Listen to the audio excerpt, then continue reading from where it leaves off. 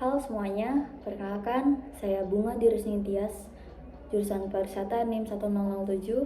Jadi dalam video ini saya akan membahas tentang salah satu kasus pelanggaran etika bisnis yang cukup besar di Indonesia, yaitu penipuan oleh First Travel.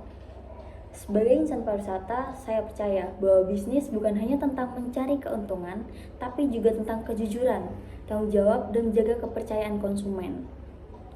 Jadi, First Travel adalah biro perjalanan umroh yang didirikan pada tahun 2009 oleh Andika Surahman dan Anissa Hasibuan. Perusahaan ini terkenal karena menawarkan paket umrah yang murah dan jauh dari harga standar. Promosinya besar-besaran di media sosial, bahkan menggandeng banyak public figure. Banyak masyarakat, terutama dari menengah ke bawah, itu tertarik.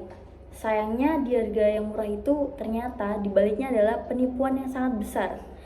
Jadi sejak tahun 2017 terungkap bahwa lebih dari 60.000 calon jemaah gagal berangkat.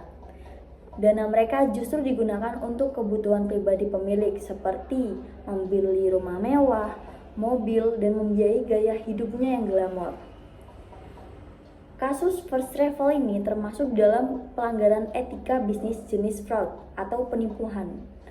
Perusahaan ini melakukan manipulasi data, janji palsu, serta penyalahgunaan data jemaah. Hal ini jelas melanggar beberapa prinsip etika bisnis, yaitu kejujuran, karena mereka tidak jujur dalam pengelolaan dana dan informasi. Lalu yang kedua adalah keadilan, karena masyarakatnya dirugikan. Dan yang terakhir adalah tanggung jawab sosial, karena mereka tidak mempertanggungjawabkan amanah yang sudah diberikan oleh konsumen. Pandangan saya sebagai insan pariwisata, saya melihat bahwa inti dari bisnis perjalanan adalah kepercayaan.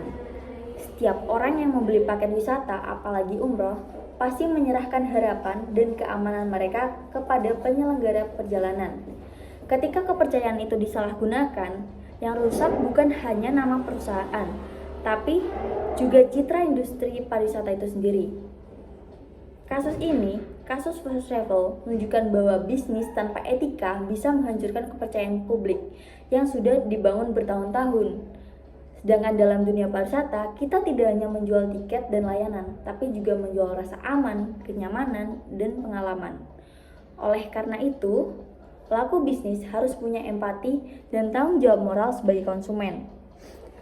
Kalau dijalankan secara etis, bisnis seperti First Travel seharusnya transparan dalam pengelolaan dana, profesional dalam pelayanan, dan jujur dalam penyampaian informasi kepada calon jemaah. Penting juga bagi perusahaan untuk mengedepankan nilai kemanusiaan, bukan sekedar mengejar keuntungan, karena kepercayaan dan kejujuran bisnis tidak akan bisa bertahan lama. Sebagai insan pariwisata, kita harus belajar dari kasus ini bahwa bisnis pariwisata bukan sekedar perjalanan wisata, tapi tentang menjaga kepercayaan dan tanggung jawab terhadap orang lain. Dari kasus First Travel, saya belajar bahwa etika bisnis adalah pondasi utama dalam dunia pariwisata. Bisnis yang dijalankan tanpa nurani dan merugikan banyak pihak, terutama masyarakat kecil, hanya ingin mewujudkan impian mereka. Jadi ketika nanti kita terjun ke industri pariwisata, mari berpegang pada nilai-nilai jujur, profesional, dan berempati.